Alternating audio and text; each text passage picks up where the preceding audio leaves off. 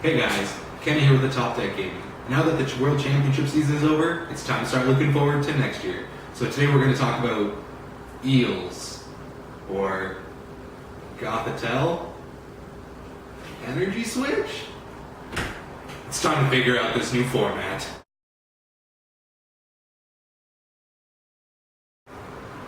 It's that time of year again where we rotate onto greener pastures, say goodbye to some old cards and welcome into our new format.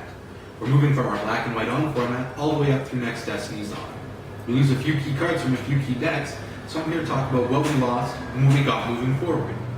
One of the key cards that we lost was Electric with the Dynamo ability. This ability allowed you to accelerate lightning energy out of your discard pile and make cards like Rayquaza, Raikou, and even Mewtwo tier 1 strategies. Its loss will be a heavy hit in the metagame, as this deck, even through its last printing, saw a World Championship play in Vancouver, and will be a card that is heavily missed moving forward. The next card we lose is Energy Switch. This is a card that made Darkrai strictly a tier 1 deck, and gave it the ability to attack as early as turn 1, which was ridiculous. Moving forward, I feel as though that this card has been reprinted in the Japanese set, and we'll probably see it over here in Canada and America sooner rather than later. The next card we lose is Pokemon Communication. This card wasn't a tier 1 player by any stretch, but where it worked fantastically. In decks like Empoleon, where you're trying to get up to your stage 2s, it gave you the ability to put cards that you didn't need back into the deck and get out ones that you need. Without Pokemon Communication in the format, we're moving strictly into our Ball Search section, where we rely on cards like Ultra Ball, Level Ball, and Heavy Ball to get Pokemon out of our deck. I think this card, or an effect similar to it, will be back soon, but for now, it will definitely be missed. Now, a card that I'm not sad to see go is Crushing Hammer. This is a card that gave me fits and made me want to pull out my hair on more than one occasion. I always feel as though your opponent got the crucial heads and you got the crucial tails at any given point in the game, which would cripple your team. This is a card that I don't think they're going to reprint anytime soon, as Enhanced Hammer will have its field day with Plasma for the next little bit, but I'm so happy to see it go. Seriously, guys, don't reprint this card. I hate it. Don't do it. This card makes me lose sleep. I've lost more games than I can count to this thing. Don't bring it back. And finally, we lose Gothitelle with the ability. Talk about another card that can give you fits. Gothitelle Excelgor rose to tier 1 play as it won the United States National Championship. The idea of the deck was to lock your opponent's active in paralysis and keep the trainer lock going so that they had no way to move. Talk about a pain, and talk about a deck that you don't want to take to time every round. This is a card that I'm sure we'll see an effect similarly printed for in the future, as everybody seems to love trainer lock, and it often sneaks its way to tier 1, or it takes down a few tournaments every year. I'm not sad to see it go, so let's move on to the next format. Now that we talked about what we lost, let's talk about what we have moving forward and what I think will be the best decks right away in the new format. I think the clear-cut best deck right now in the format is going to be the Plasma deck. This deck is a resilient deck that can power up quickly and can hit for big damage as early as turn 1. With a couple Colress machines and a quick detachment, your Kyurem can attack with power of Deoxys for upwards of 30 or 40 realistically on turn 1. This deck has many different variations and can be styled to the playstyle of the player using it. Comes available with Lugia, where you can use double colorless and Colress machines to take huge prizes every turn.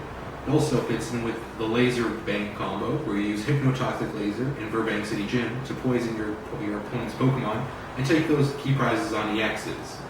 This deck also exists with the Frozen City variant, where you take out the lasers and the Bearbanks and you replace them with Frozen Cities and try to punish your opponent for placing energy down on the field. This works extremely well against the Keldeo Blastoise deck, as their only way to get energies on the field are attached from the hand.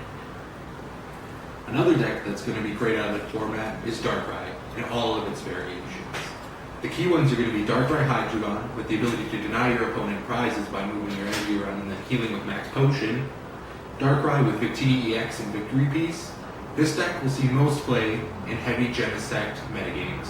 If you're going to a place where Genesect is huge, bring Victini as with Victory Piece. On turn 1, you'll be able to one-shot all of your opponent's Pokemon and sweep the game quickly.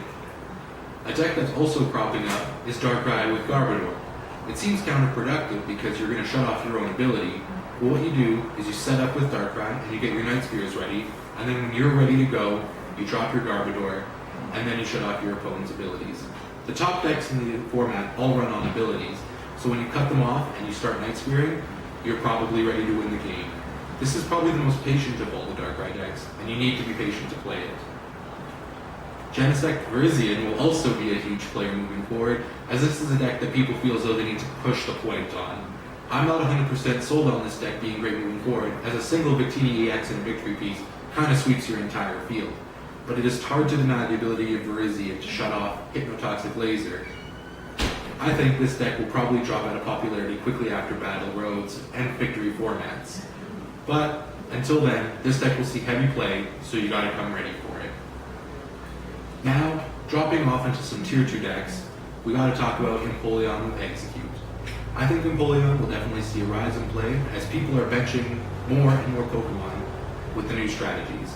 With things like Plasma, 3 Deoxys on the bench isn't unreasonable, so to have your opponent's Pokemon bench be full of 5 isn't out of the realm of possibility.